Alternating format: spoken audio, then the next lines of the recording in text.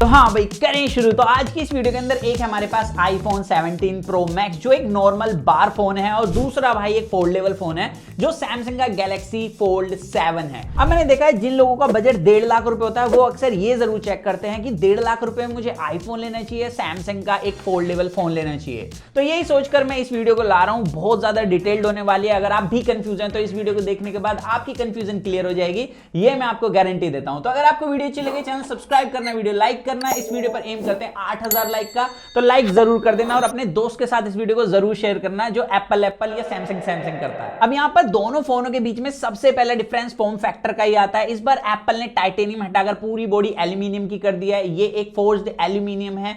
इसमें बीच में ना यहां पर इन्होंने ग्लास यूज करा और ये सिरेमिक शील्ड 1 ग्लास है। अब इसके पीछे एप्पल की मजबूरी रही है क्योंकि यहां पर मैग्सेफिन को डालना था। वहीं पर सैमसंग ने बैक में आपको विक्टस 2 की प्रोटेक्शन दी है। साइड का फ्रेम एल्यूमिनियम का मिलता है और इसकी हिंज भी एल्यूमिनियम के, जिसके अंदर थोड़े से टाइटेनियम के भी पार्ट यूज करे हैं। और लास्ट जनरेशन कंपैरिजन में खुलती काफी ज्यादा अच्छे से है, सीधा, और इसको आप काफी एंगल्स पर इस तरीके से होल्ड भी कर सकते हो और ये काफी सेटिस्फाइंगली बंद भी होती है। बाकी iPhone 17 Pro Max में जो एक प्रॉब्लम आ रही है जो अभी लेते ही लोग फेस कर रहे हैं वो इसके कलर के साथ है। मतलब आप इसका कोई भी कलर बाय करो, अगर आपने की के साथ रख लिया ये फोन या आपने रफ सरफेस पे रख दिया तो यहां से बहुत जल्दी स्क्रैच लग के इसका कलर छुट रहा है। वहीं पर आपको पता है इस फोन को मैं काफी टाइम से यूज कर रहा हूं, अभी तक मुझे इस तरीके की कोई प्रॉब्लम देखने के लिए नहीं मिली। बस ये फोन एक बार मुझसे ड्रॉप हुआ था, उसके बाद हल्का से पेंट हटा है। तो यहां पर इस मामले में मुझे सैमसंग थोड़ा ज्यादा रिलायबल लगा है। प्लस अभी तक मैंने देखा है कि इसके बीच में जो क्रीज मिलती है उसका कोई साइज नहीं बढ़ा इतने महीने यूज करने के बाद भी। तो सैमसंग ने इस चीज पर भी काफी अच्छे से काम किया है। बाकी यहां पर इन हैंड फील पर चलें सीधा,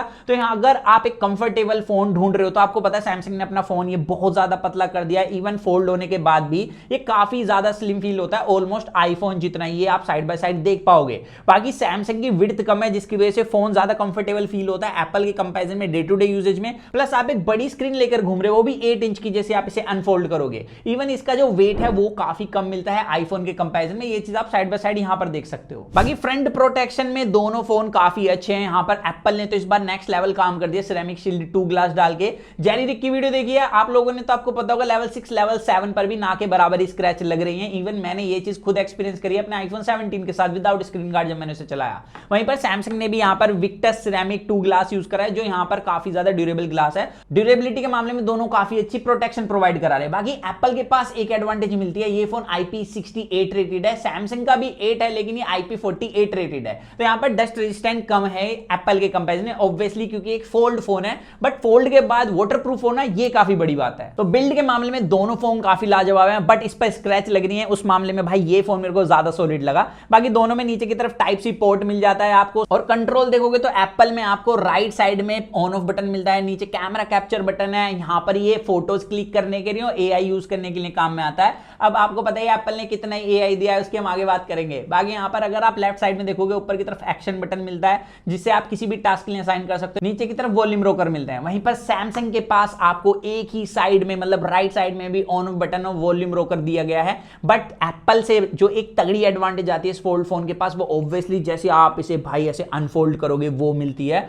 और मेरे को एक चीज काफी बढ़िया लगी है, मैंने स्टार्टिंग में बताई थी, अभी तक मैं इस चीज को एक्सपीरियंस कर रहा हूं। यहां पर जो उन्होंने रबर पैडिंग लगा के इसको हिंज को बिल्कुल क्लोज करा है ना, उसकी वजह से अंदर की तरफ पॉकेट के कोई भी लिंक्स नहीं जाते, तो डिस्प्ले साफ की साफ रहती है, बस आपके फिंगरप्रिंट्स लगते हैं। तो ये चीज मेरे को काफी बढ़िया लगी। अब यहां पर जो डिस्प्ले दी गई है 8 इंच की मिलती है अंदर की तरफ, जिस पर रिफ्लेक्शन काफी कम मिल रहा है लास्ट जनरेशन से। हालांकि सैमसंग ने इस चीज को प्रमोट नहीं करा, बट स्टिल ये चीज फील हो जाती है जब आप फोल्ड 6 से फोल्ड 7 पर स्विच करोगे, और ये चीज मैंने एक्सपीरियंस भी करी है। इवन यहां पर अगर कंटेंट कंज्यूम की बात करूं तो कंटेंट देखने में मजा ही आ जाता है। इसकी विजिबिलिटी भी काफी अच्छी है, आप HDR कंटेंट भी इस डिस्प्ले में कंज्यूम कर सकते हो।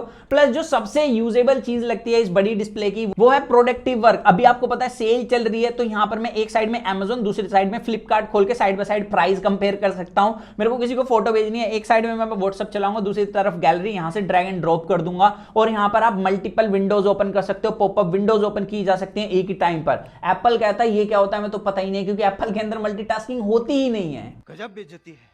इनफैक्ट मल्टीटास्किंग छोड़ो, अगर आप कुछ चीज अपलोड कर रहे हो या डाउनलोड कर रहे हो और आपने ऐप मिनिमाइज कर दी तो वो चीज वहीं पोज हो जाती है। तो ये चीज एप्पल की काफी ज्यादा इरिटेट कर देते हैं डे टू डे यूसेज में। सैमसंग के अंदर हमें आजादी मिल जाती है। हालांकि इस बड़ी डिस्प्ले के अंदर सिर्फ आप मल्टीटास्किंग नहीं कंटेंट भी देख सकते हो। इसका एक्सपीरियंस काफी बढ़िया है, कोई टिंट नहीं मिलता व्यूइंग एंगल्स में। और आप इसे एज ए स्टैंड भी यूज कर सकते हो, जो एप्पल के अंदर नहीं होगा, वो तो खुद एक स्टैंड है। यहां पर आप इसे ऐसे करो टिल्ट, और यहां पर कंटेंट देखो, नीचे की तरफ कंट्रोल्स भी आते हैं, हालांकि नेटफ्लिक्स के यहां पर अभी कंट्रोल नहीं मिलते। ऊपर से यहां पर आपको अगर कैमरा भी यूज करना है तो भी आप इस तरीके से कैमरा यूज कर सकते हो, और ये काफी ज्यादा यूजफुल फीचर है अगर आप ट्रैवलिंग करते हो, वीडियो रिकॉर्ड करते हो तो ये तो बात हो गई इसकी मेन डिस्प्ले की, जो मुझे तो काफी ज्यादा प्रोडक्टिव लगती है एज अ कंटेंट क्रिएटर। बाकी यहां पर अगर कवर डिस्प्ले की बात करी जाए तो यहां पर सैमसंग के पास 6.5 इंच में dynamic LTPO AMOLED 2x panel मिलता है, एप्पल के पास super retina XDR OLED panel है। दोनों ही एलटीपीओ डिस्प्ले हैं, 1 to 120 hertz refresh rate switch हो सकता है, लेकिन एप्पल के पास 6.9 इंच की डिस्प्ले है। अब यहां पर आपको बता दूं, बेजल्स जो है वो एप्पल के थोड़े से कम मिलते हैं एज कंपेयर टू सैमसंग, लेकिन सैमसंग के पास पंच होल की एक एडवांटेज है,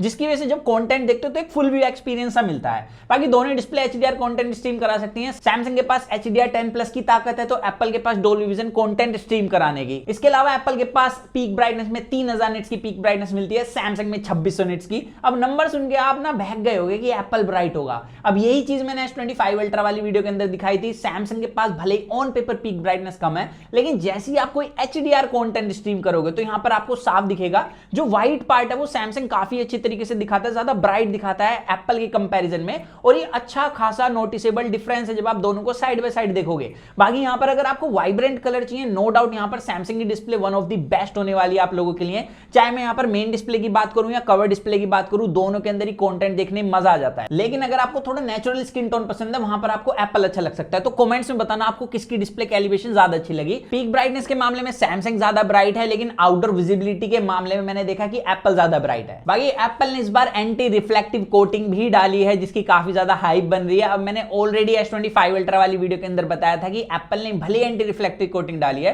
लेकिन सैमसंग एंटी रिफ्लेक्टिव कोटिंग अभी भी इसके सामने काफी ज्यादा स्ट्रॉन्ग है। ये चीज आप यहां पर देख सकते हो। लेकिन यहां पर मैंने ये भी बताया कि अगर आप एंटी रिफ्लेक्टिव कोटिंग वाले फोन पर कोई नॉर्मल स्क्रीन गार्ड लगा लेते हो तो उसका कोई भी मतलब नहीं रह जाता। ये चीज आप यहां देख सकते हो, फिर से रिफ्लेक्शन मार रही है। बट यहां पर मैं बता दूं कि कुछ एंटी रिफ्लेक्टिव स्क्रीन गार्ड भी आते हैं जिससे रिफ्लेक्शन कट हो जाती है। अब ये सैमसंग के फोल्ड 7 पर कोई भी एंटी रिफ्लेक्टिव कोटिंग नहीं मिलती, लेकिन मैंने सैमसंग के स्क्रीन गार्ड लगाया और यहां पर आप देख सकते हो मैंने साइड बाय साइड कंपेयर करके दोनों का शॉट लिया हुआ है। तो यहां पर सैमसंग के आप किसी भी फोन को, फ्लैगशिप फोन को एंटी रिफ्लेक्टिव स्क्रीन गार्ड लगा के कोटिंग डाल सकते हो उस पे, लेकिन मुझे अभी एप्पल के लिए इस तरीके का कोई भी स्क्रीन गार्ड या फिल्म नहीं मिली है। तो ये एक डिसएडवांटेज डेफिनेटली इसके पास आ जाती है। बाकी स्पीकर, जब मैं कंटेंट दिख रहा था तो यहां पर एप्पल के स्पीकर थोड़े लाउड थे।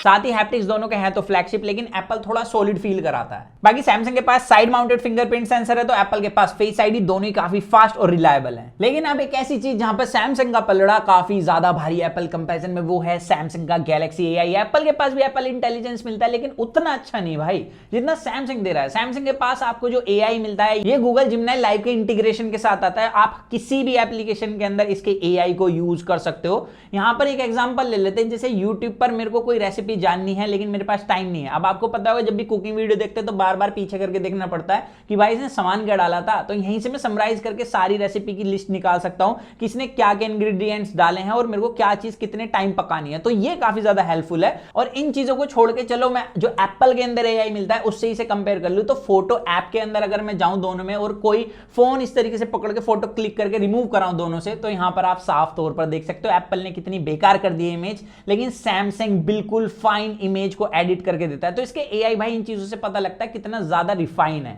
और अगर मुझे बैकग्राउंड में से कोई ऑब्जेक्ट रिमूव करना है तो सैमसंग में मैं एक क्लिक में उसे रिमूव कर सकता हूं और काफी ज्यादा अच्छी तरीके से क्लीन करता है, पता ही नहीं लगता कुछ रखा हुआ था पीछे। लेकिन वहीं पर एप्पल के अंदर अगर आपको रिमूव करना है तो इसकी प्रोसेस थोड़ी लॉन्ग है, प्लस अगर वो रिमूव भी हो गया तो वहां पर पता लगता है पिक्सल से कि यहां से कुछ इरेज करा गया है। तो यहां पर एप्पल को भी इस पे काफी ज्यादा काम करने की जरूरत है।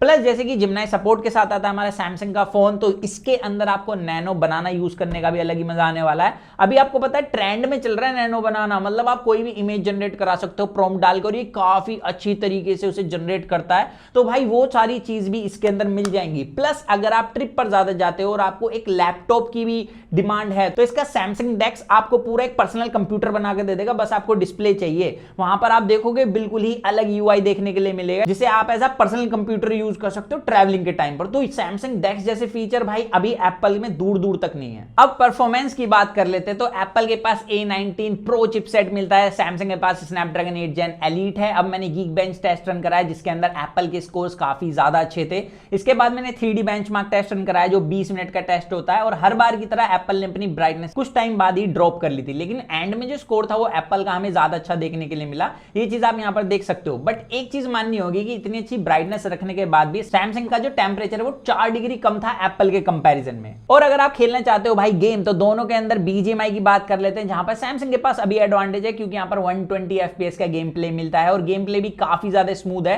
एप्पल के पास सिर्फ अभी 60 FPS का ऑप्शन है, मे बी यहां पर अभी ऑप्टिमाइजेशन की कमी है, तो इन फ्यूचर हो सकता है इसके अंदर भी अपडेट के बाद 120 FPS अनलॉक हो जाए। लेकिन अभी इसके पास जो 120 FPS मिलता है वो है जेनशिन इंपैक्ट के अंदर। सैमसंग के पास 60 FPS का गेम प्ले है, किसी भी एंड्रॉइड फोन के अंदर आपको 60 FPS का गेम प्ले मिलेगा, सिर्फ iOS है जिसमें जेनशिन इंपैक्ट में 120 FPS का गेम प्ले मिलता है बाय डिफॉल्ट। बट यहां पर अगर गेम प्ले की बात करी जाए तो सैमसंग का आप ये ग्राफ देख सकते हो, 60 FPS में मैंने गेम प्ले करा और यहां पर कंसिस्टेंसी भी 60 FPS की हमें देखने के लिए मिली, जिसके अंदर जो ग्राफिक्स है और थर्मल से वो काफी अच्छे तरीके से वर्क कर रहे थे। लेकिन 120 FPS का मजा भाई देखो इसके अंदर है, लेकिन अगर आपको बड़ी डिस्प्ले में खेलने का भी मजा चाहिए तो यही बचता है। बाकी अब मेन बात आती है कैमरास की, तो सैमसंग के पास फ्रंट कैमरा 10 मेगापिक्सल का मिलता है और एप्पल के पास 18 मेगापिक्सल का कैमरा दिया है जो है स्क्वायर शेप कैमरा सेंसर। अब इसके अंदर सेंटर स्टेज फीचर मिलता है जो सैमसंग के पास ऑलरेडी मिलता है, और सैमसंग के पास यहां पर फ्रंट कैमरा ही नहीं बैक कैमरे के अंदर भी सेंटर स्टेज फीचर दिया और वीडियो रिकॉर्डिंग के टाइम पर भी ये काम करता है। एप्पल के अंदर जो सेंटर स्टेज फीचर दिया है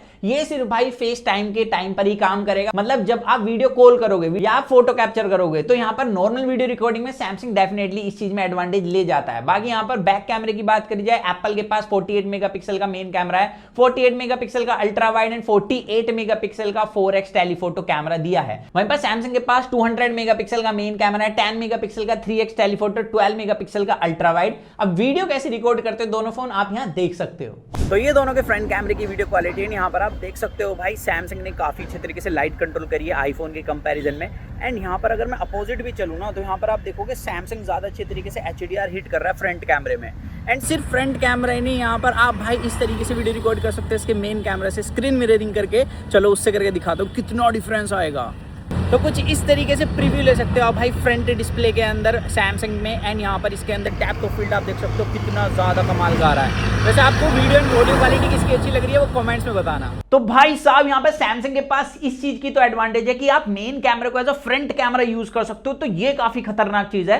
बट यहां पर मैंने एक चीज नोट करी कि पोर्ट्रेट वीडियो मोड के टाइम पर अपोजिट लाइट सैमसंग हल्के से फ्लेयर देता है, लेकिन जैसे आप लाइट के अंदर आ जाओगे वहां पर भाई अगेन सैमसंग किल कर जाता है। और एज डिटेक्शन भी सैमसंग का स्लाइटली मेरे को स्ट्रॉन्ग लगा है। बाकी बैक कैमरा वीडियो के अंदर भाई सैमसंग के कलर्स काफी ज्यादा अच्छे हैं। एप्पल क्या करता है स्किन पर लाइट अच्छे से कंट्रोल ही नहीं कर पाता, सैमसंग वहां पर भी लाइट काफी अच्छे से कंट्रोल कर रहा है। और इसके अलावा शैडो के अंदर HDR हिट दोनों का ऑलमोस्ट बराबर है। लेकिन पोर्ट्रेट वीडियो मोड के अंदर मुझे एप्पल का एज डिटेक्शन ज्यादा अच्छा लगा, बाकी कलर्स में ज्यादा फर्क मुझे नहीं लगा। तो ये बात हो गई वीडियोस की। अब फोटोज पर चलने डायरेक्ट, तो यहाँ पर फ्रंट कैमरे के अंदर मैंने साफ तौर पर देखा कि यहाँ पर लाइट कंट्रोल वगैरह भाई दोनों फोन का ऑलमोस्ट इक्वल है, लेकिन यहाँ पर कलर्स की जहां पर बात आएगी सैमसंग लिटरली किल कर रहा है। लेकिन डिटेल्स के मामले में क्योंकि यहाँ पर 18 मेगापिक्सल का कैमरा है एप्पल के पास, तो डेफिनेटली इसके पास डिटेल काफी ज्यादा अच्छी मिलती है सैमसंग के कंपैरिजन में। बाकी पोर्ट्रेट मोड के अंदर एज डिटेक्शन दोनों फोन का ऑलमोस्ट सिमिलर है, HDR हिट भी दोनों फोन का ऑलमोस्ट सेम मिलता है। लेकिन यहाँ पर सिर्फ फर्क कलर्स में आता है, जो आप मुझे कमेंट सेक्शन में बताने वाले कि आपको किसके अच्छे लग रहे हैं। अब बैक कैमरा फोटोज की बात करें तो दोनों ही 1x में फोटो क्लिक कर सकते हैं। भाई यहां पर मैं सीधे तौर पर बताऊं, एप्पल के पास एक प्रॉब्लम है कि ये ब्लैक पार्ट को कुछ ज्यादा ही ब्लैक करता है, जिसकी वजह से इसकी डायनेमिक रेंज उतनी अच्छी नहीं लगती। वहीं पर सैमसंग के पास अपोजिट लाइट में हल्की सी हेजीनेस आ जाती है। इसके अलावा ज्यादातर कंडीशन में स्किन टोन और कलर्स मुझे पर्सनली भाई सैमसंग के काफी ज्यादा अच्छे लगे हैं, मतलब इसको आपको एडिट करने की जरूरत ही नहीं है। बाकी डायरेक्ट लाइट के अंदर लाइट कंट्रोल 2x के अंदर दोनों का ऑलमोस्ट सिमिलर मिलता है, लेकिन अगेन वही ब्लैक पार्ट वाला इशू आ जाता है, जिसके अंदर एप्पल काफी ज्यादा ज्यादा पीछे हो जाता है। बाकी एप्पल के पास आपको 4x टेलीफोटो लेंस दिया है जिसके अंदर हमने फोटो क्लिक करी, और सैमसंग के अंदर 3x टेलीफोटो। यहां पर आप डिफरेंस देख सकते हो, मेरे हिसाब से दोनों ही काफी अच्छा परफॉर्म कर रहे हैं, बस कलर्स का ही फर्क है। लेकिन यहां पर जो सबसे बड़ा डिफरेंस अब आता है कि एप्पल के पास डेडिकेटेड 4x लेंस है जो 8x तक जूम करके डिजिटली फोटो क्लिक कर सकता है, और एप्पल ने क्लेम करा है लॉसलेस फोटो क्लिक करता है। लेकिन सैमसंग के पास वहीं पर 3x डेडिकेटेड लेंस मिलता है जो 10x तक जूम करके फोटो क्लिक कर सकता है। अब हमने फोटो क्लिक करी, डेफिनेटली यहां पर एप्पल के पास क्लियर एडवांटेज है डिटेल्स और डेप्थ ऑफ फील्ड के अंदर, तो वहां पर एप्पल बेस्ट है। लेकिन ये पूरा सिनेरियो चेंज हो जाता है पोर्ट्रेट फोटोज के अंदर, क्योंकि एप्पल के अंदर आप 4x तक की फोटो क्लिक कर सकते हो, सैमसंग के अंदर 3x और 5x तक फोटो क्लिक की जा सकती है। बट यहां पर हम 1x से स्टार्ट करेंगे, जिसके अंदर आप देख सकते हो कलर्स के मामले में अगेन भाई सैमसंग काफी ज्यादा अच्छा परफॉर्म कर रहा है। ऊपर से इसका HDR हिट भी काफी ज्यादा बढ़िया है एप्पल के कंपेरिजन में, मतलब ऐसे नहीं है ब्लैक ब्लैक सी फोटो दिखा रहा है, ऊपर से कलर्स भी काफी आई प्लीजिंग है। इसके अलावा 2x में फोटो क्लिक करी, वहां पर अगेन सेम ही सीन देखने के लिए मिला। अब पोर्ट्रेट मोड के अंदर एज डिटेक्शन किसी किसी सिनेरियो के अंदर एप्पल डेफिनेटली बहुत अच्छा क्लिक कर रहा है, यहां पर आप एज डिटेक्शन देख सकते हो। बाकी यहां पर हमने फोटो क्लिक करी मैक्सिमम जूम, मतलब 3x और 4x के अंदर, यहां पर भाई दोनों में डिफरेंस आ जाता है, क्योंकि एप्पल का जो 4x है वो स्लाइटली क्रिस्प फील होता है सैमसंग कंपैरिजन में, लेकिन सैमसंग के कलर्स डेफिनेटली यहां पर एक एज ले जाते हैं। प्लस सैमसंग की एक चीज और एज ले जा रही है कि यहां पर आप 5x जूम करके फोटो क्लिक कर सकते हो, जो डेफिनेटली बहुत बढ़िया पोर्ट्रेट फोटोज निकाल के देता है। तो यहां पर ये सीन है पूरे कैमरास में। तो मेरे हिसाब से दोनों के ही कैमरास एक दूसरे को काफी तगड़ी टक्कर देते हैं, बस यहां पर फर्क आता है कलर्स में, जहां पर सैमसंग डेफिनेटली ज्यादा विविड फोटोज क्लिक करता है। वैसे आपको किसके कैमरास अच्छे लग रहे हैं वो मुझे कमेंट्स में जरूर बताना। और अब लास्ट पॉइंट पर आते हैं जो है बैटरी। एप्पल के पास मिलती है 4823 mAh की बैटरी, सैमसंग के पास 4400 mAh की बैटरी,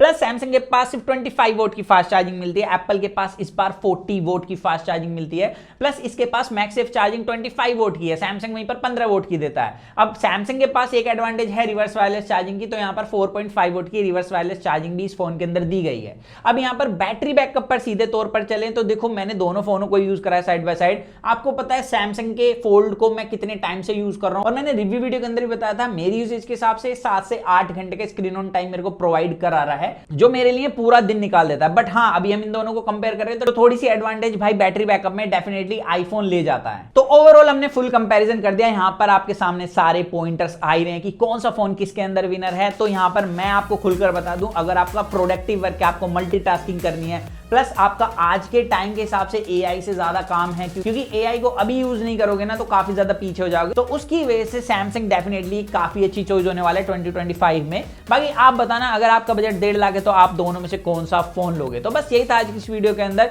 वीडियो अच्छी लगे चैनल सब्सक्राइब करना, वीडियो लाइक करना। मेरा नाम है पीयूष, तो मिलते जल्दी कूल और एक्साइटिंग वीडियो में। तो जब तक के लिए जो मन में आएगा ऐसा करें। To watch your heart, stay in with the HFV unbox guys.